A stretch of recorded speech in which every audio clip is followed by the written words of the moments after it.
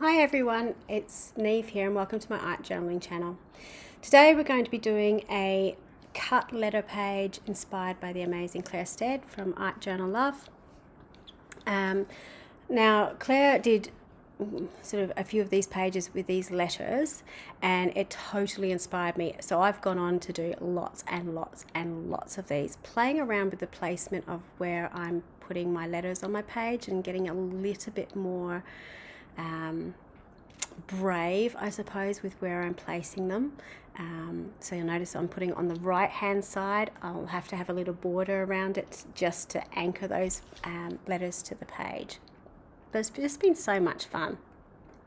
So on this page, I think this is my second page of doing this. So you'll see everything sort of anchored over on the right hand side, and I'll start cutting them out. Now the reason I have been sort of anchoring them over there is because I wasn't 100% sure if I could fit everything in. So I've kind of been thinking about how many letters can I get across the page. Breathe was about as big as I wanted to go, so those 7 letters.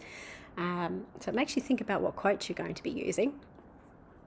And I am using my larger journal to do this for 2 reasons. One, because it gives me a little bit of extra real estate that I can play around with one, with the quotes I'm doing, 2, where I'm going to put them on the page.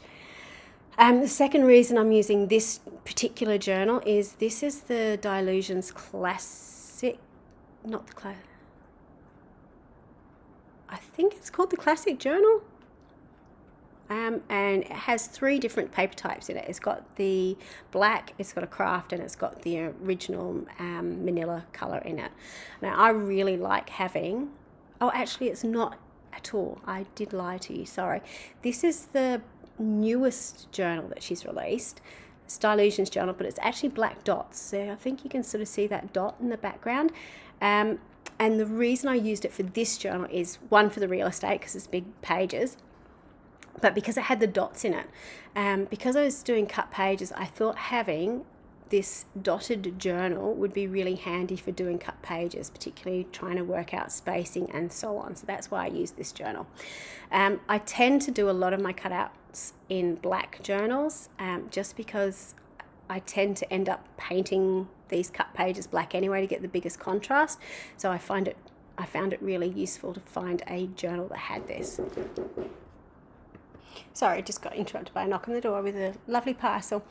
So while I was doing this, you saw me have a little bit of a pause. I did decide to go back and cut out the centers of the letters just to add a little bit more peekaboo nature through the words. In some of them I have left them whole, which I quite like, but in this I knew I wanted to be able to see through. The other thing I tend to find, particularly when you're working with a black book, is that having a colored cutting mat really helps, because it gives me a bit of an idea of what I've actually removed from the piece. So I'm playing around with which images I want to use behind this. Now the images I've got, both of those are from Natalie May Scrapbooking, and you'll notice I'm sort of planning where I want to put it and how her eye sort of naturally fell in the panic. So you can see me sort of moving up to place it where I want it to go. So quite often when I come to bits and pieces like this, I have a little bit of planning. Now that cut page is not finished by any stretch of the imagination, but it's enough for me to sort of jump onto this second part.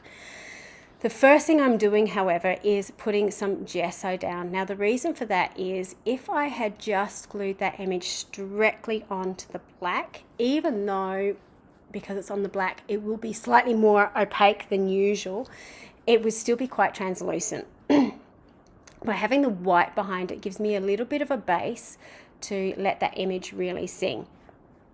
And I'm using inspiration from the image, so you'll see on one side it had a little bit of text in it. So where I've got the gaps in the or not where I've got the gaps, sorry, where the gesso and the tissue paper meet, I wanted to blend it in a little bit. So I've stamped over the tissue paper and onto the gesso, so it sort of looks like it belongs together. I wanted to have really, really bright colours on this, so I'm going for the pinks and fuchsias in her hair. And again, sort of using inspiration from the colours that are kind of on the collage sheet to begin with. Sorry, I had a complete mental block there. Couldn't work out what I was talking about. And I'm sort of using some of those colours. I've also gone in with a few neon colours over the top just to really boost this. And I love using neon within my artwork. It's almost like adding a filter to your pieces of work, because by nature neons are more opaque. Not a more opaque, Niamh, what are you talking about?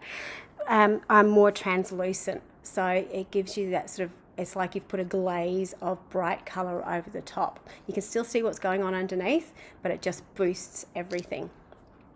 To add a little bit of texture to my image, I'm going in with some of these watercolour pencils, to add a little bit of colour.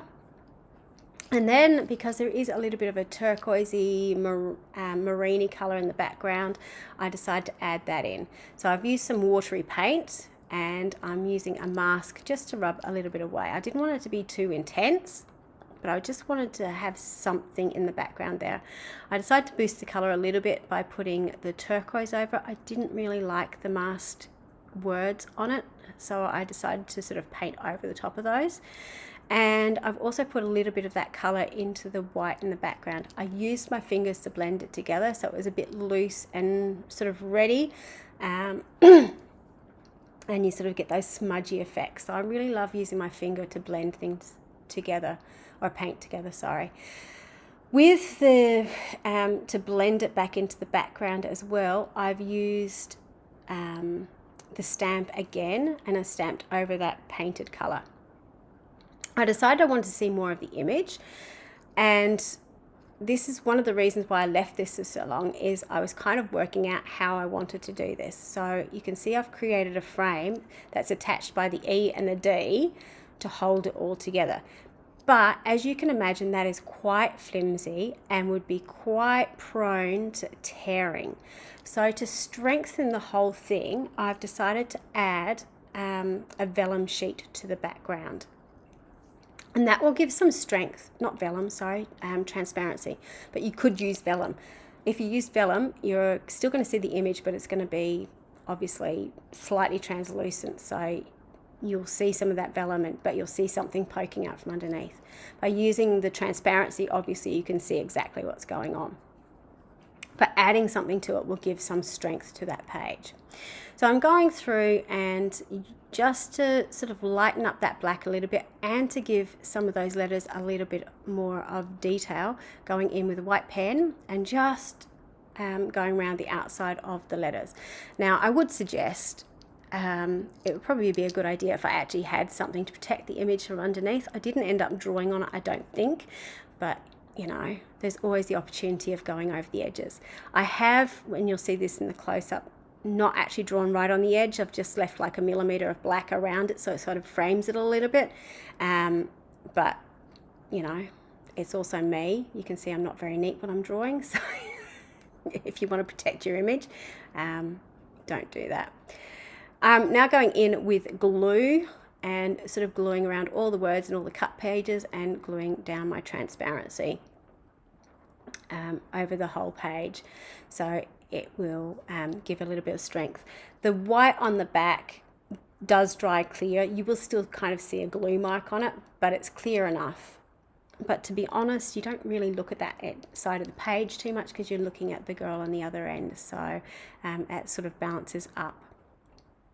So while I was looking at it, I was thinking, it looks good, but it's not got very much definition. So I'm going back in with my Stabilo Oil pencil and adding a little bit more definition. So smudging some of the lines together, putting a little bit more darkness in her hair, because it kind of, even though I'd used some different shades of pinks in there, it kind of all blended together a little bit. I did possibly get a little bit heavy-handed with it. But one of the reasons the face has kind of lost definition is because the eyes have lost definition. And if you find that your face is kind of looking very flat, go back and add some definition to your eyes, and it will just make the page pop again. One of the reasons for that is with printed images of any sort, they can't print a true black really. So it's always sort of a shade of grey in some way, shape or form. So if you can put a true black back on the page, it'll just help everything come out. Same with white. It'll always be a slightly off-white or greyish tone to it. So if you put a true white or an opaque white on the page, it's going to make a huge difference. I'm just going in and shading the face using the water-soluble distress watercolors. I decided I wanted to put some writing on the page. I was just writing about, when I panic and when I need to tell myself to just breathe. So doing that little bit of journaling. Also putting some black splatter over the page. Hopefully I remove that bit by her lip. Maybe I do, maybe I don't. So you can see me going in and putting the highlights on. I can't actually remember if I go back and draw around the eyes of the black, but I did remove the splodges, which is good. So I also added a little bit of blue just to pump the blue colour from behind. So this is the close-up in a few different ways. So you can see the cut page, you can see those images popping up from below. You can see that texture from adding those different colours, so the purple in the hair, for example. This is the background page, so not the cut page, and then I've got this image of all of it together, so you can see that eye popping out through. I did, after the video finished, go back and add a little bit more detail, so a little bit more colour to the eye and a little bit more eyelash with my black pen as well, so that helped the eye pop a little bit more. Thank you so much for watching. I hope you have a go at doing this. It does take a little while. You don't have to do it all at once like I have. Take your time with it, but it's a really fun project to complete. Until next time, bye for now.